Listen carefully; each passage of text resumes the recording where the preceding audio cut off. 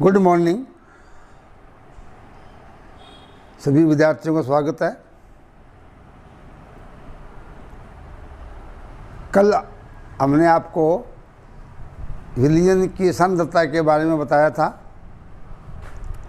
6-7 प्रकार की सांद्रता लिखी थी। उनमें 1-2 नंबर का आपके +1 में क्वेश्चन आता है, बोर्ड और आपकी जो भी नीट वगैरह एग्जाम है 2 प्रश्न आते हैं उसके। बहुत महत्वपूर्ण चीज़ है। इसमें केवल फॉर्मूले हैं, उसमें 3 में 2 मान दिए होंगे। एक सवाल आपको करना होगा। अगर आपको सूत्र याद है तो आराम से सवाल कर लेंगे। तो उसमें पहली परिभाषा है द्रव्यमान आयतन। पहली है, यहाँ से ले, नंबर 1 द्रव्यमान आयतन।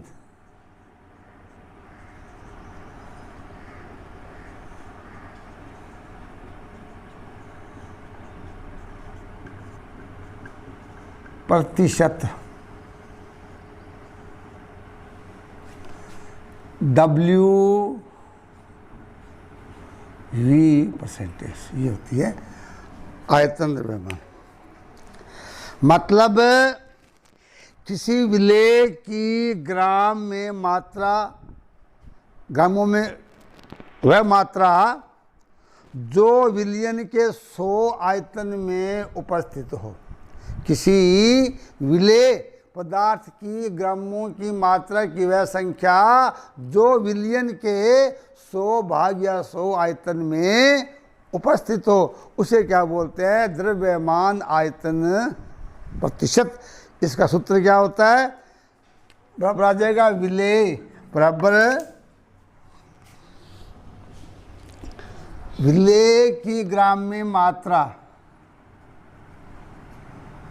विलेय की ग्रामों में मात्रा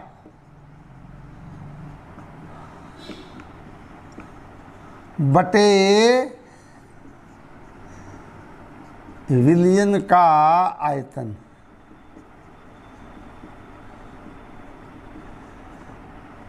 ml गुणा 100। तो ये हो गया द्रव्यमान आयतन प्रतिशत। एक होता है द्रव्यमान यानी भार WW परसेंटेज। उसमें क्या हो जाएगा? विलेय भी ग्राम में होगा और विलायक भी ग्राम में। यानी कि विलेय पदार्थ की ग्राम में वह मात्रा जो विलयन के 100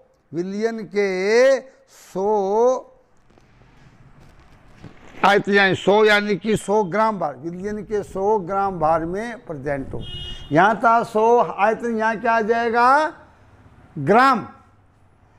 यानी सेकंड क्या बताया हमने? भार इसको द्रव्यमान बोलते हैं। भार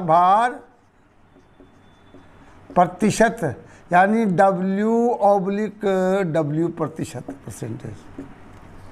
इसमें क्या आ जाएगा? यहाँ आ जाएगा विलयन का ग्राम में भार। क्या आ जाएगा? ग्राम में भार। यानी कि विलेय की ग्रामों में मात्रा बटे विलयन की ग्रामों में मात्रा। क्या आ जाएगा? विलेय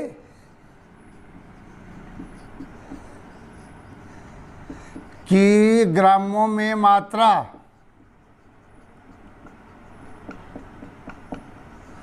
बटे विलयन की ग्राम में मात्रा।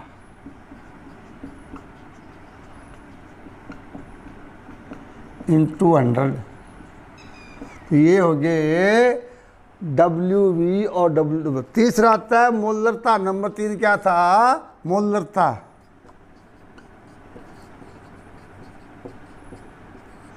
मोलेरिटी कैपिटल M। क्या होता है? Capital M। ये होती है 1 लीटर विलयन में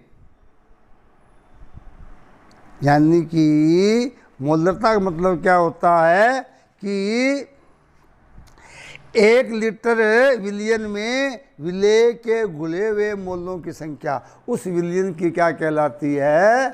मोलरता। 1 लीटर विलियन में उपस्थित विलेय के मोलों की संख्या को उस विलियन की मोलरता कहते हैं। सूत्र से में क्या आ जाएगा? विलेय के मोल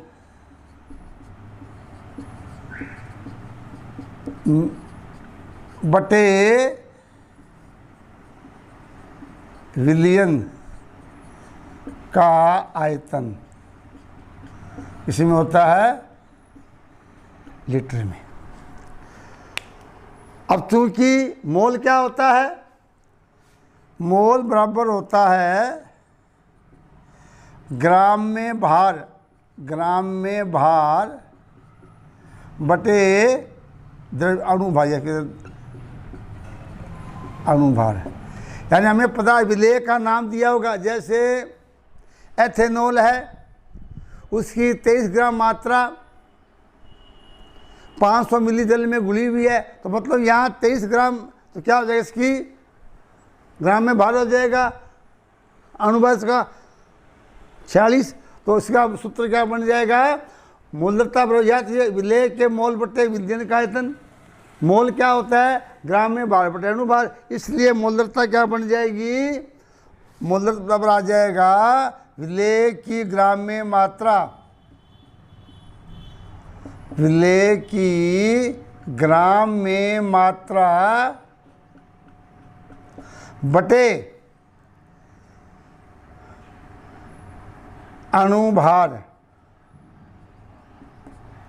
या मोलर द्रव्यमान गुणा आयतन। आयतन किस में होता है? लीटर में होता है। अगर मिली में दिया है तो बटा 1000 लग जाएगा। तो ये है मोलरता। फिर आती है मोललता नंबर 4, मोललता स्मॉल m। ये क्या है? 1000 किलोग्राम, 1000 ग्राम या 1 किलोग्राम विलियन में विलेय की घुली हुई मात्रा। यानी कि मोललता 1 किलोग्राम या 1000 ग्राम विलायक में विलेय के मोलों की संख्या क्या कहलाती है? उस विलियन की मोललता। मोललता क्या होती है? विलेय के मोल 1 लीटर में विलेय के मोल, और मोललता 1000 ग्राम या 1 किलोग्राम विलायक में विलेय के मोल। यानी स्मॉल m क्या हो जाएगा? बराबर विलेय के मोल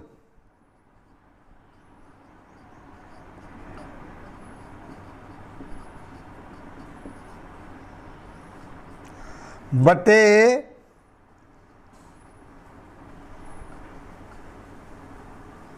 विलियन यानी विलायक का भार बटे विलायक का भार।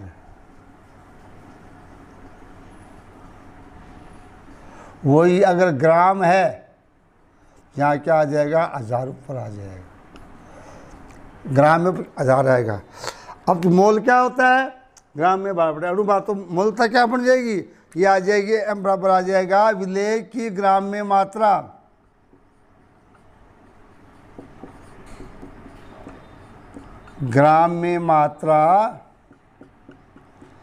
बटे गुणा 1000, क्योंकि ग्राम में ले रहे हैं वो। विलेय का अणुभार, विलेय का अणुभार गुणा विलायक का भार, विलायक का भार किसमें? ग्राम में। ये सूत्र आ जाएगा मोललता का आ जाएगा। ये किसका आ जाएगा? मोलरता का। अब अंतर क्या है? मोलरता तो विलेय के मोल है 1 लीटर विलियन में, मोललता विलेय के मोल है 1 किलोग्राम 1000 ग्राम विलायक में। अंतर आ जाता है दोनों में। एक बात और ध्यान देनी है कि इसमें ताप का प्रभाव किस पर पड़ता है, तो ताप का प्रभाव उन्हीं सांद्रता में पड़ेगा जिनमें आयतन हो। इसलिए एक तो बाहर इसमें ताप का प्रभाव नहीं पड़ेगा, एक मोलदलता, इसमें आयतन नहीं है। तो जिन सांद्रताओं में आयतन है वहाँ ताप का प्रभाव पड़ता है, ये है मोलदलता। फिर थी नॉर्मेलिटी यानी कि सांद्रता, हिंदी बोलते हैं नॉर्मलता, अंग्रेजी में नॉर्मेलिटी कैपिटल N होता है। यानी कि 1 लीटर विलयन में विलेय के ग्राम तुल्यांक, 1 लीटर विलयन में अगर विलेय के ग्राम तुल्यांक प्रेजेंट है उसे क्या बोलते हैं, नॉर्मलता बोलते हैं। सूत्र क्या है, कैपिटल N। क्या होता है, कैपिटल N। आगे क्या आ जाएगा, विलेय क्या आ जाएगा, विलेय के ग्राम तुल्यांक,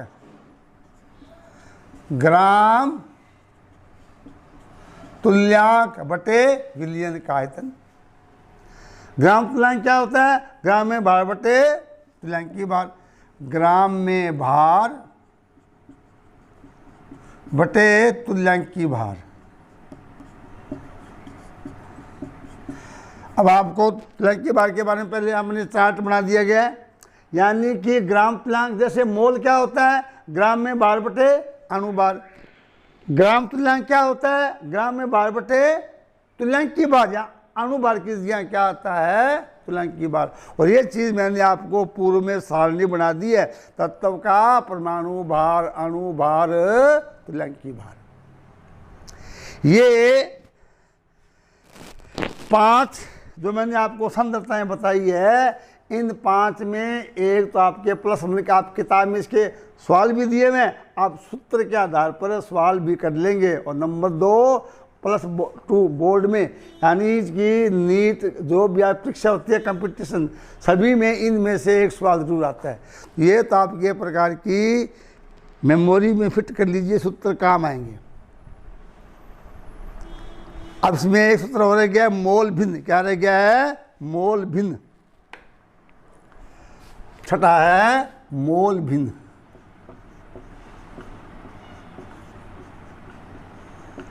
इसको मोल अंश ही बोल देते हैं, मोल अंश।